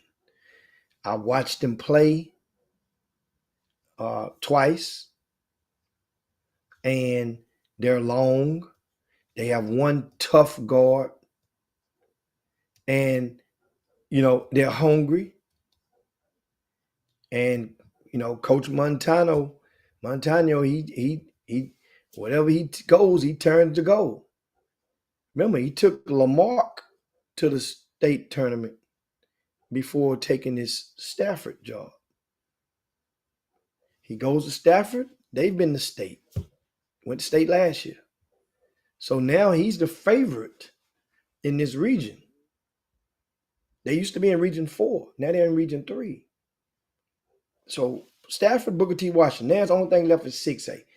In Class 6A. 6A, of course, in Division 1, Atascocita is my favorite, as they've been and they've been most people's. So expectations for Atascocita is premium.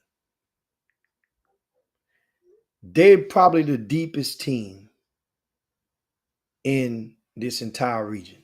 They're deep, but they're also young. So will they be mature enough?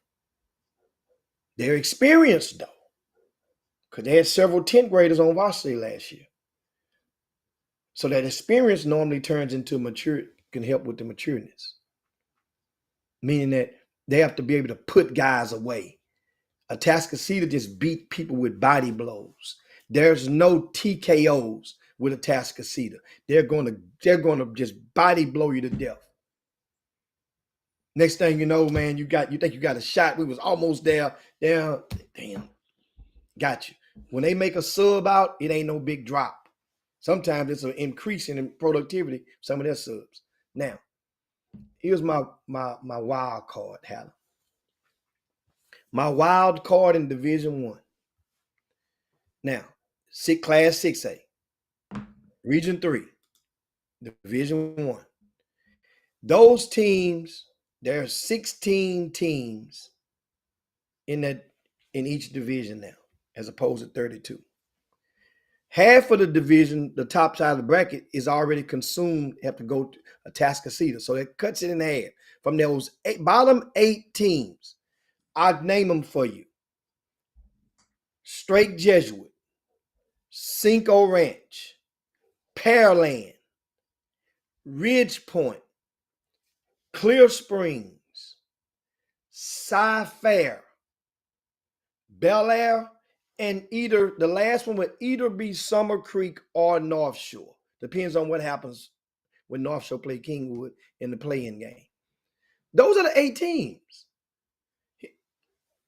I'm going to go on the limb and not move my needle because at the beginning of the season, I projected that Bel Air would make it to the finals of the bracket of this region. And I'm gonna tell you something.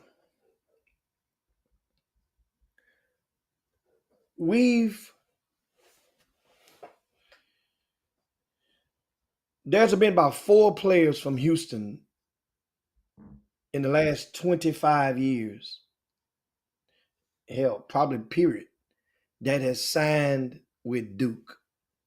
Sheldon Henderson is one of those. He's a star player at Bel Air. Some folk felt he was snubbed for the McDonald's game here or there. He's been wrestling with a back injury for at least a third of this season, but he's back now. I watched him play the other day. Scored 40 points in a win over your West Side. What's your mascot over there, Adam? Where your money went? The West Wolves. Side, what? Wolves? The Yeah. Wolves. Scored a 40 piece.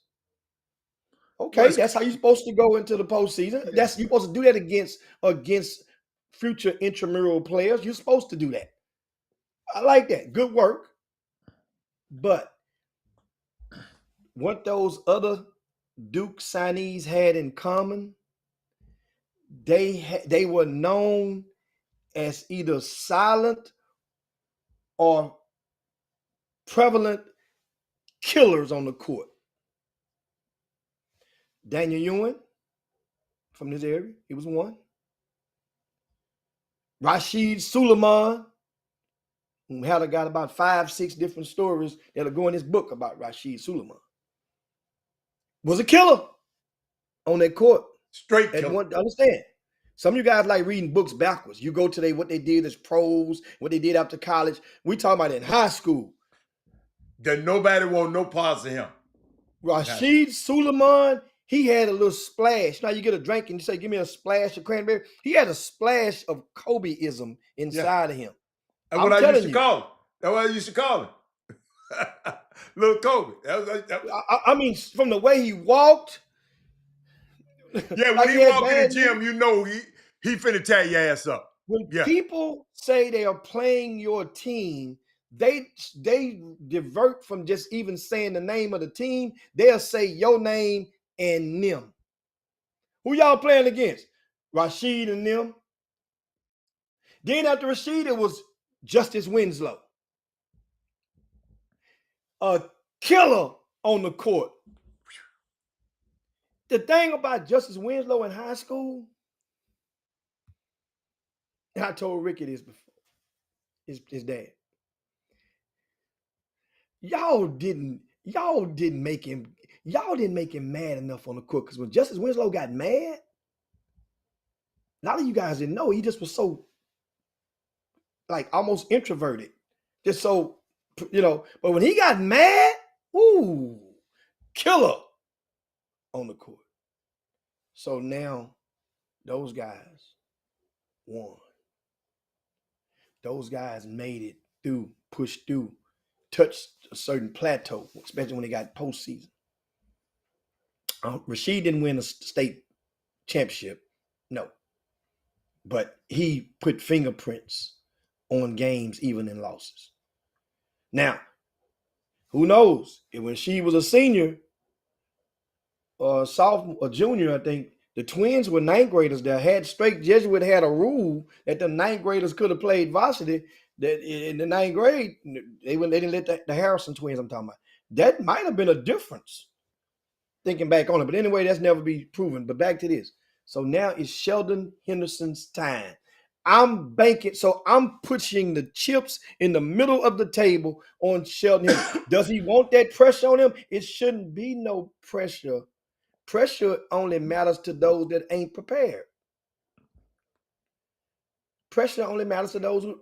Pressure when you ain't prepared. Jimmy, he going to Duke. You should suppose, Jimmy, you ain't doing nothing out of the ordinary there. But people get quiet until after it's over and wait till he drop another 40 ball. And see there, I told you. No. Let's put it in the middle of the table right now. What's expected of you is to go out there. Understand something. You're playing Cy-Fair first round, Bel Air. Cy-Fair has no player on the roster with a Division I offer. If you win that game, you're going to play either straight Jesuit or Cinco Ranch. Now, straight Jesuit has a player going to Air Force. Luke Hoban. He's, about 6'8". He's, I give you that. Cinco Ranch has a young man, a sophomore that has some committable Division I offers right now. Once again, a sophomore. So what do you think a 12th grader that's signed with Duke should do against a 10th grader that's 4 inches shorter than him? What should he do to him? So you see them getting that? Fingerprints. Supposed to be all over this. Now, meanwhile, here's what happens. Because a lot of you guys, I wish more of you young guys out there that cover the area, go out there, walk on your plank, and stake your claim. Many of you guys, y'all huddling, y'all stay in huddles, and you whisper to each other who you like. Say it out there. That's how you So can. tell That's me how what you're saying. Tell me what you're saying. Bel Air gonna do what? I'm saying Bel Air gonna make it to the regional final and play a Atascocita. Okay. Because I'm betting on Sheldon right now. Okay. Now, as I bet, it ain't just Sheldon. LJ Andrews is a guy who's put up a 20 and 20. He's one of the few players in this area that's produced a 20-20 game this season. If he finds a way to eat and they're sinking, I watched them the other day. They're sinking, but also they have a guard that suffered an injury and missed the whole season. That was Coleman Dutton. I've seen him groove. Coleman Dutton is an unsigned senior. LJ Andrews is an unsigned senior. Here's the deal. If you guys can find a way to help Sheldon to help you, then all of y'all will have college will be the decision of the recruitment will spike so far upward, it's going to make your head spin. Every year in March or in February to March, there are unsigned seniors who play their way into favor. And this is how you can do it, because you're playing against a playoff team. You're playing against every other game. It's probably going to have somebody upper or underclassmen that has a Division I offer, interest, or even signed. This is where you can make your imprint, where you can be remembered, where you can create something, and people can look forward, especially if you're underclassmen, people can look forward to you seeing you play next year. This is where it's at. So now, that's where I'm at on that. Now it leaves me one bracket left, Howard. 6A, Region 3, Division 2. Right? And in 6A Division Region 3, Division 2, on the top 8 teams, on the top of the bracket, remember 16 teams, there's Cy Falls, your West Side Wolves, Howard, Katy Jordan, Foster. Wait a minute, Westside got beat by 1,000 the other night and they still in the playoff? That was a district. That was a district finale. Well, I'm just saying. Okay. Westside came, I think, 3rd place. Okay. Okay. Remember, I said certain districts were not, didn't have a thump. Now, in that top half of the bracket, I'm just gonna cut through it. I'm rolling with Katy Jordan. That's they're like a free space in bingo on that top spot. However, C.E. King would not be an easy matchup for those guys. But Katy Jordan, I'm picking them to go to the finals of the region 3 Division 2 bracket, and they would go and face up against Shadow Creek. I mentioned earlier about a team having a hammer, Thurgood Marshall. Well, Shadow Creek has a sledgehammer. A sledgehammer. Understand something. They're pretty Shadow good. Creek beat Hatter this year. They open up now. Feel good about my scheduling. I put them against St. Francis early in the season at the season opener. They went overtime. Right? They won by like 1. So they beat St. Francis. They beat Bel Air.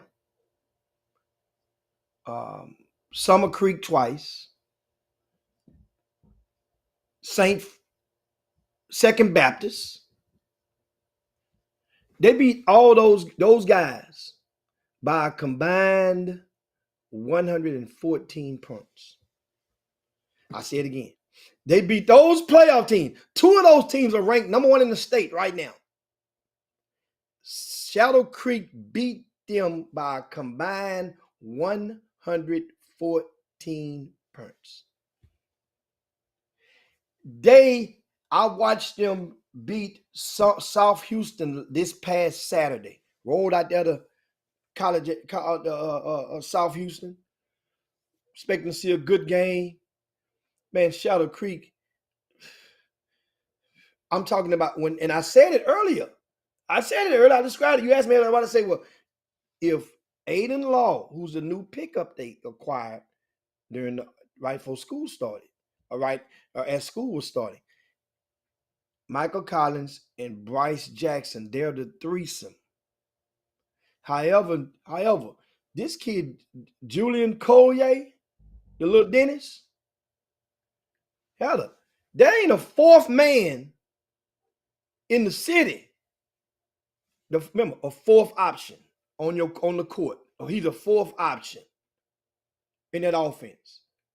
There ain't a 4th option in the city that's better than him. Than Lil Collier. In the greater city? In the greater Houston? Greater Houston or just Houston? In greater Houston. I go that far. A 4th option. Good. He was hurt last night. I went to the senior night last night. He was hurt. He hurt his ankle in practice. So he didn't play. But he wasn't limping too bad, but he's hurt. But he wasn't limping too bad, but he just didn't play in this game. He might be ready for the next game. But you're right. He's pretty good. I haven't seen all the 4th options in the city. Yeah, you just like think you about have. it, So I wouldn't make a. But Jimmy, I saw them last night, and I don't care if they played against a team that just what you said was Shell. They put a sledgehammer on somebody's ass that they should have put a slant. And Jimmy, the score could have been 140, but they kept taking. They took the stars out, and still got beat by 50, 40 something points. Ooh, so it's. But you got to remember, somebody told me early in the season, I think it was Michael Jordan, he said, them young kids said, we're going to beat everybody in this district by 40. And Jimmy, they lived up to it damn near. And, but I just saw him last night. I just saw some things. I saw Collins being a lot better than I last saw him, because I ain't seen him play in a while. I saw Bryce Jackson being a lot better than I saw him. I hope Caleb Jordan, when he play against some bigger guys, I hope he be just as active he has. Because if they run against Jordan, they said Jordan got some bigger players. He's very, very active. He got way more confidence than he had last year. And Law got some dog in it. And what I like about them, they making the extra pass. They're not overpassing. They making the extra pass. And Michael is the way his body is moving, his body movements, all under control. Everything is under control. Nothing out of control. When that means he's maturing. That means he's got a whole lot better. Y'all better watch. You're right. You bet if this team can be good. This team can, I don't know the other teams, and I can't, but you said some. I'd have hard pressed to find somebody better than those three. A collection of 3 that good. But throwing Collier in there, it adds a whole lot of flavor to it. I mean, I just saw it, Jimmy. I mean, on defense. He's in the right place. The way he's moving his feet, instead of bobbing up and down like he was and having he's sliding correctly. I'm talking about Michael Collins. He's sliding correctly. He's getting to his spot. I mean, it's just, This scary if because he already got the talent. I just wanted to make sure he put this other stuff together, man. It's and then Jimmy, we got a fifth player, Jimmy, Aiden Lewis. It's gonna be hard pressed to find a fifth player. That's the little fella. Yeah, with the goggles, Yeah, yeah. Goggles ain't little no more. Goggles and warm-ups were putting that thing in that thing like that in warm-ups. I said, whoa, I'm watching warm-ups. I'm a player. So I'm watching warm-ups. Goggles was throwing that thing in there. I said, what? They got more, Jimmy, they got more guards than Shawshank right now. Shadow Green got more guards than Shawshank. So I, and it's unfortunate. I saw Coach President. I was at North Shore High School when they played Kingwood the other night, and I saw Coach President there get scouting because he could play Kingwood in the second round if Kingwood beat North Shore tomorrow evening. So, and the thing is, as I said, one of the things is because I think Doug just posed the question, and Doug says, question: does a lack of a competitive game in a long time come back to hurt them in the playoffs when it gets tough? Go Let on, me Jimmy, tell you. because I'm gonna give mine.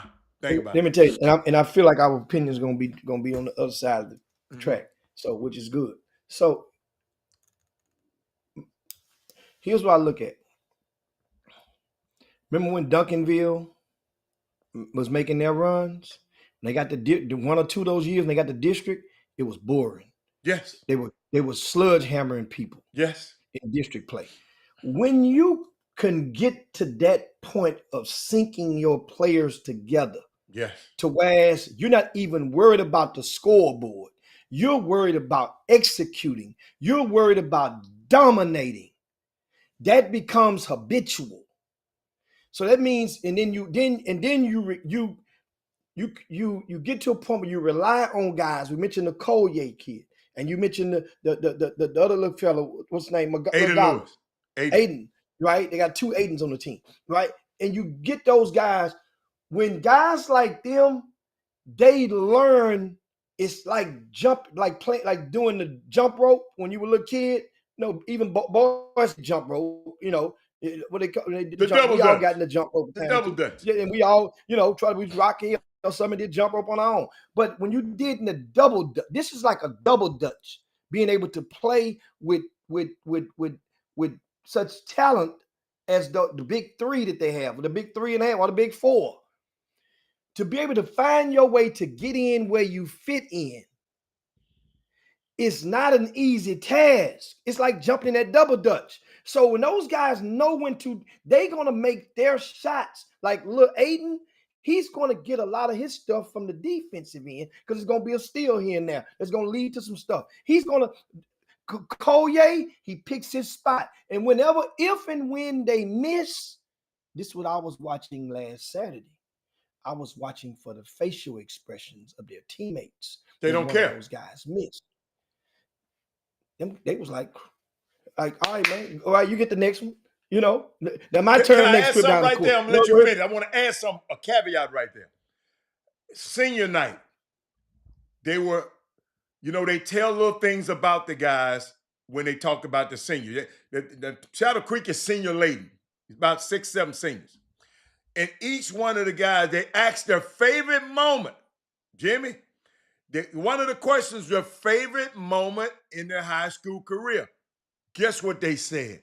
To a man, it was something having to do being on the road with their teammates in the hotel, doing something with their teammates.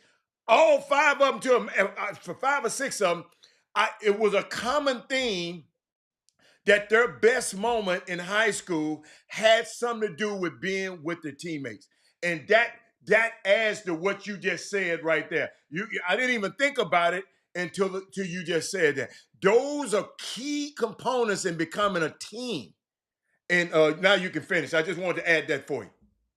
Yeah, so that's what you see. So that was my answer, and that's the answer to your question, Doug. And Jimmy, in what regard to that. I say is, I watched them play last night against a team that blew out, and I was impressed with where they were, the right spaces on the floor.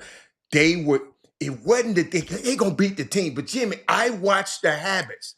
I watched the habits of them. They're in the right places, picking the right spots, making the right passes. I don't care what you're doing. If that becomes a habit and become consistent, I don't care who you're playing. If you're picking the right spots and you're making the right passes, you're gonna be still. And they still got two monsters on their team. They got a two-headed monster. Michael Collins is in monster mode right now. Bryce Jackson is in monster mode right now. I ain't gonna tell you no lie. If I was coach was at the game last night, U of A's coach. I saw the way them two guys was just bullying. They were just bullying people. I would sit there and say, "Whoa! I got to figure out how. I had to figure out how to snatch both of them. Something. I'm just man. This is just me talking. The way they were, y'all got to understand. I'm not talking about how many points they made. I'm talking about being in the right. It's hard to get high school players to be in the right spot. Damn, it's hard to get TSU players to be in the right damn spot, Jimmy. And I've been there without. But these guys, man, they coach got them guys. And you know what? We can talk about coaches, but I'd like to say these players has bought in to they want to be great. And that's what I see right now. Them players is bought in, Jimmy, to what they what they want to achieve. It seemed like they didn't went and had a meeting. You know what you say, what's your favorite thing, Jimmy, the meeting after the meeting? Yeah. It seemed like, okay, coach, you had that meeting. Hey, y'all. Hey, we like that. But that's what it seemed to me. And I ain't even talked to none of the players. It just seemed that way to me. Yeah, so that's the it's Division II statewide is deemed the lesser potent of the two divisions this year. Okay. You talking about overall? Overall in the state. It just the dominoes just fall like that sometimes. I don't know, man. Some people go to school, different places. It just this year it's not a big enough sample size to see if it's going to be consistent like that. But right now, so Shadow Creek have to play the hand they dealt with. And let me tell you, lastly, for the right not to play against Shadow Creek in the first round.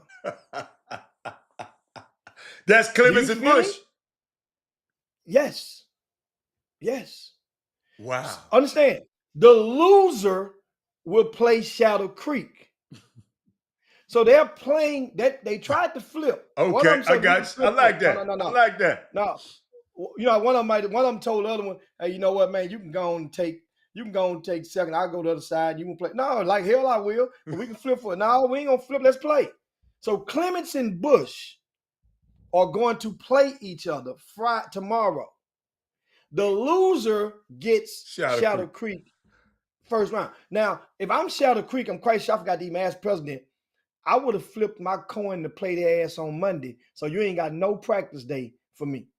That's the old Greg Wise move. You might need to call that the G Wise move, because he's been prevalent for that. So that's what I want to get on that. Now, Adam, did you talk about that squabble yesterday? No. I don't want to talk about that foolishness. I'll let you talk about it. Well, I mean, I don't even know the schools. I don't even know the schools. I ain't never heard of the schools before. I don't know what happened. I ain't no context. I ain't had no context to it, so I didn't. Well, the school is Hull Dicetta. Hull Dicetta. They played against a team called Burkeville. And there's a couple of parents visible striking kids while they're on the ground in that video. Now the question is, what caused it? What and I want to. People reached out to me to come on the Chop Shop and to go and talk and to talk on the phone. But here's my thing. I said there's an active police investigation, and and I understand the need to feel to exonerate yourself, but there's an active police investigation. So some people, you want to be careful. You don't talk, get yourself or somebody else in trouble while you're trying to clear one side or other. Let them people do their work. Now, if you think something or somebody's being that their civil liberties have been compromised as a result of this thing going on, then let's talk about it. But it's another fight. My thing is, how I just think this. Why are parents so quick to run their ass out the stands when the kid get into a little old skirmish? The average fight. Jimmy, that's trying to protect the kids. I don't know. Okay, but you don't think your kid is going to get into a fight before they graduate from first grade to 12th grade? They're going to get into a squabble. A basketball court, somebody's going to break that fight up after three. They're going to get 3 swings max. 3 swings max, somebody going to probably get. And before somebody's going to come and whisk one or both of y'all away. Why do parents feel, you got to understand something. That's almost like I'm pulling out my pistol. Then somebody else got to pull out their pistol too. And that's just, I think that parents should be the ones that should be. Now, understand. They shouldn't be fighting. That's what you should be saying. The parents should be the peacemakers. Not amongst those, not especially not with those kids. No, they should be the I peace. get it. But man, these parents, man, come on, man. We got a whole, man, parents going wild. Why you think we got PGW? These parents are dead. This grassroots basketball, man, is ridiculous, man. Come on. I'm not surprised. That's why, that's scholastic, Helen. That's scholastic. Jimmy, grassroots scholastic basketball is grassroots basketball too. All of it, grassroots basketball is if you're not in college. That's developmental basketball. High school is grassroots basketball too, to me. All of it's under grassroots basketball. Summer basketball is different. But grassroots, all of them kids are grassroots. They ain't in college. So they grassroots. That's how I explain it. So grassroots basketball at the youth level. If they help you, youth level basketball, the people are damn fools out there. So I'm not surprised when Doug sent it to me. I looked at it. I said, it's so normalized. So what is there to talk about? It's normalized. Well, there could be things. There could be things for people. Of course, they're going to be embarrassed, and a lot of people. Some people could possibly face indictments or arrest as a result of this. From what I understand from reading the reports, some accounts, there was a police officer or on or off duty, whatever, that claims to have been struck by one of the individuals during the skirmish. Oh, he gonna ride. And also he gonna go to jail. Yeah, he gonna be in trouble. And outside in the parking lot where the videos, those haven't been released. And so what happened? Why did it start? That's the whole thing. That's the whole point. We only got video of from afar, from when the physical. See, I thought you said you read the affidavit. No. I ain't said that. I ain't read the affidavit. Okay. No. I'm just trying to see how does stuff like that start. That's the part. That's why I'm saying people be careful and watch, because all right now that I have officially is a statement from the superintendent of the home school district. That superintendent made a statement, but that's you all can all imagine that's going to be could be one-sided, and it could be trying to defend their turf and not, in a few days, time will tell on that. But that's not the first time. It won't be the last time. My thing is, people, you got to find a way to decompress or chill yourselves before you walk into these gyms. Some people going into these gyms with too much stress. Some of you grown folk, too much of a load. You know, it's almost like court rage. You know, you got road rage, Adam. You got road rage. This court rage. It's gym rage. People coming in here and it used to be such a safe ass haven. There are some people. Remember last year they had a game and after it happened with a fight, they didn't allow the parents to come in. We talked about it on the Chop Shop.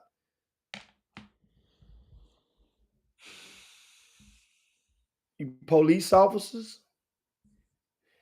And I'll leave it at this. Security, when you take the assignments to work some of these events, and if you feel like you can't properly problem solve, so to speak, don't take those jobs. Those overtime jobs anyway, working in those gyms or secondary assignments.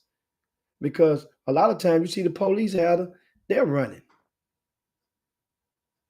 Not saying it happened this time, but a lot of times I've seen video police. You don't see them nowhere in the damn pit. Where the police at? You know, we got to ask them. We asked it before. That mean they done ran somewhere. Don't take the assignments. Be prepared. That's why the good ones, they kind of know. Referees, a lot of these people, you guys know. Surely y'all already know.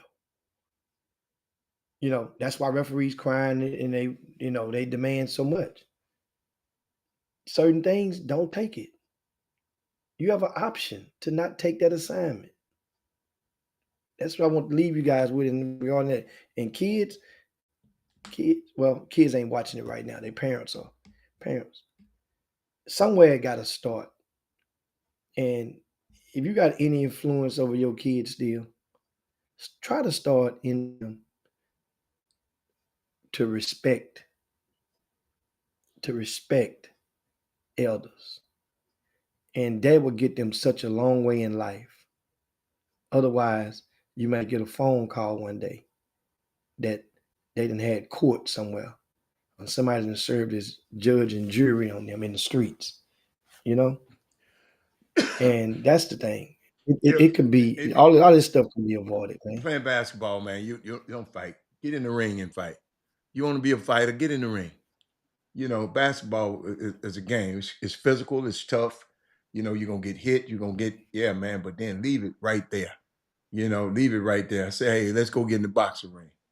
You know what I'm saying? I mean, it's just crazy to me. That's why I didn't. I mean, I'm glad you covered it. I refuse to cover it because it's foolishness to me. And we got to learn how to, man. I mean, but these parents, God, oh my God.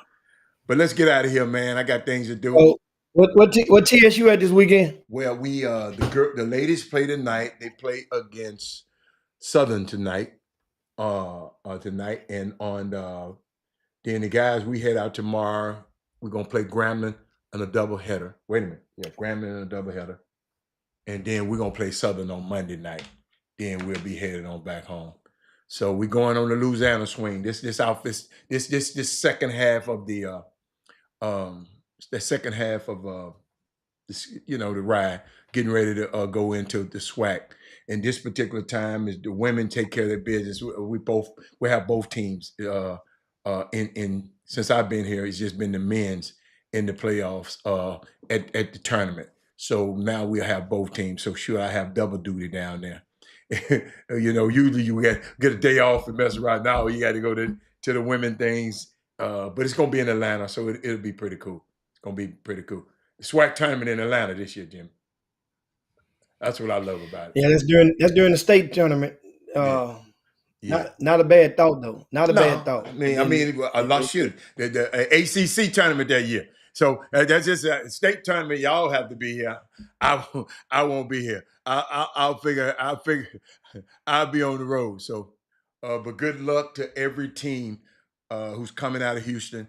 coming out of Greater Houston area. Good luck to everybody. But I just want, I just hope it's a way that I can see some of them games. So if anybody know the links, let me know. The links to some of these games, the state championship games. Let me know. All right. Yeah, man. It's gonna be. Hey, you guys make sure you tune in. Of course, KTSU. Download the app. Also, you guys, I'll be on the TV screens today at 2:30 on the Houston Rockets channel. That means you guys can watch the Houston Rockets, whatever city you're in. That particular channel used to be the AT&T Sports Southwest. Now it's changed to the Space City Home Network. That's the name of the channel. Now at 2:30 today. I'm on channel 39 locally in Houston on Saturday night at 9:30 p.m. You guys can catch that out. And, of course, be back on 4 days next week, Monday through Thursday, on the television screens. You guys make sure you go over to rcssports.com, get your playoff brackets. How you like them brackets? You see them brackets on there? Make it easy for you. Huh? Make it easy for you. Oh, yeah. I'm going to know what's happening. So yeah, I wish you could make it easy and find out where I can stream. They can stream it just the Shadow Creek games. And who else I want to see? I just want to find out. Michael Jordan gonna let you know that. Michael Jordan got you covered on that. He got you covered like a quilt. Man, Michael Jordan don't be doing that, man. He don't be doing that. Yeah, he got you. He ain't went at the game. He boycotted the game on Saturday. He wasn't there. He wasn't there on Saturday. I ain't. Well, he had things to do. He was there last night. He had to walk his son out last night, so he was there last night. Oh, there you go. There you go. Son to sing. There you go. So but anyway, guys, you make sure you be good, be safe on this Valentine's Day weekend. And of course, we have the middle school city championships Saturday and Sunday over at MacArthur High School. That's going to take place, and I'm about to go and revise my doggone schedule again so that I can go and proceed on to get these afternoon meetings. But anyway, that's it from Houston, Texas. Of course, the Chop Shop, Robert Hatter, this Jim Hicks. Make sure you share the show on the way out the door. Share that show again. Share the show on the way out the door. And you guys be safe out there. Don't forget how to, you'll be going out of town Friday. You're going out of town Friday. You're going to miss. Yeah, the big private school showdown, number 1 versus number 1, St. Michael's versus Second Baptist. So that'll be a treat for those that want to. Is that going to be I need to find out, is that going to be streamed too? Maybe. Okay. But I'll at find the same time, I don't know if Bo Ogden is back from injury or not. Anybody know if Bo is one of the stars? Him and Disu, I think the kid name. They the star of that team. If Bo Ogden, if he's back, then that's. So Second Baptist play on what, Friday? What'd you say? What day? That's Friday, 5:30. Yeah, we'll be on the road. Yeah. Okay. Yeah. Shit, we probably made it there. We probably made it there by then. Yeah. Yeah, we'll be there by then. But I got all my computers with me. So I'll see y'all later. Yeah. I got to get out of here. All right, we gone. You guys. Jim Hicks. Rob Hatter. You are now tuned in to the Chop Shop. I'm Retro. Let's get it. We in the Chop Shop. We live in the Chop Shop. We talking sports talk. We live in the Chop Shop. We in the Chop Shop. I'm talking sports talk. So turn your dials up. It's live in the Chop Shop. We in the Chop Shop. We live.